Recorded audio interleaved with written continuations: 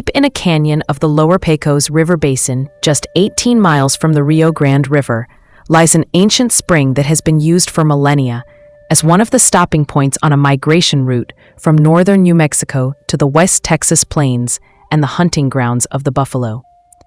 This was one source of water in a string of clean water sources in a barren land that the indigenous people knew of for their seasonal journeys. Today, it is called Meyers Spring. When European frontier explorers first discovered it, they called it Paint Rock Spring. That's because below the springs, the water runs by a 100-foot-long limestone wall covered with pictographs. Although the limestone wall was painted on for thousands of years, the ancient drawings gave way to a more recent historic era, as travelers began creating their stories on stone. Many stories were of their hunts. However, some became a way to commemorate the most significant historical events. Historically, the Lipan and Mescalero Apache shared an overlapping region in northern Mexico and southern Texas. Thus, they have a shared cultural history. They were also both migratory tribes that moved with the seasons and followed the animal migrations. This led them through Meyers Spring regularly. In the early 1500s, the Lipan and Mescalero Apache were seasonally migrating from northern Mexico to the buffalo hunting grounds of the Upper Pecos River. On one of those journeys, they performed the Crown Dance, also known as the Gone or Mountain Spirit Ceremony. It is very much a family tribal ceremony.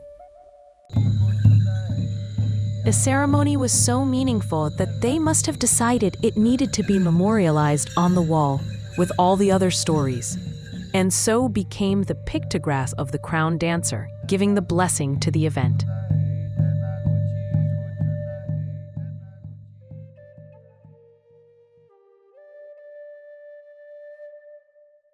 The ceremony lasts 4 days and nights.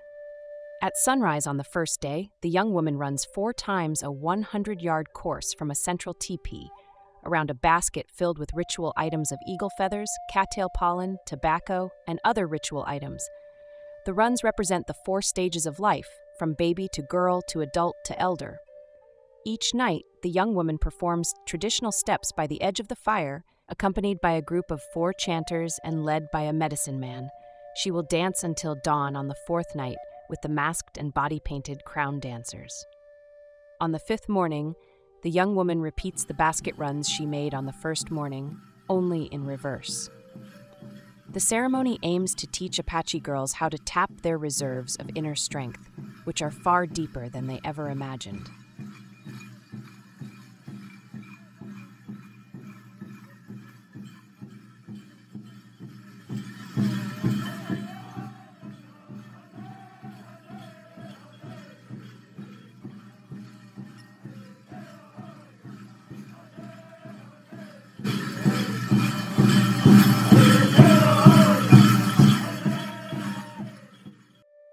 To the Apache, the clown is a sacred being with great power given to him by thunder.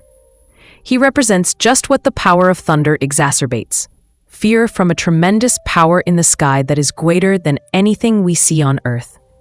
In this way, the clown fooling around is a profound spiritual element of the ceremony, reflecting the randomness of catastrophe in his seemingly mad behavior, just as nature reminds us of our mortality from time to time.